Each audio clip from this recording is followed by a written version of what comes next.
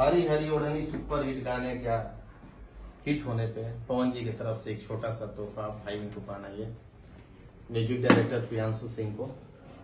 वाह रे मेरा भाई, ऐसे ही नाम कमाओ, खूब आगे बढ़ो, मस्त रहो एकदम।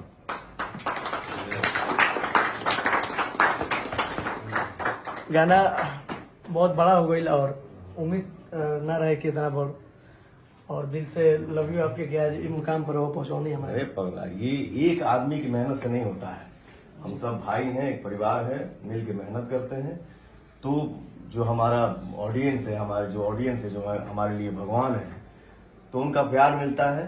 तो आज हम लोग यहाँ खुशियां मनाते आ रहे हैं और हमेशा मनाएंगे, और ऐसे ही हम लोग मेहनत करते रहेंगे। जय माता दी। जय माता दी। और राहुल बहुत बड़ा योगदान बा हमारे जीवन में।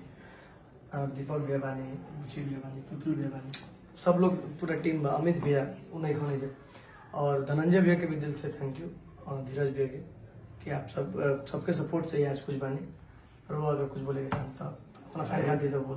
पगला, तू मेरा छोटा भाई है, बेटा है, भैया भी बोलता है, चाचा भी बोलता है, बड़ा भाई तुम जो दिल में रखोगे वही होगा तुम्हारा। आप मेरे बड़े भैया भी हैं, आप मेरे पिता तुल्य जी।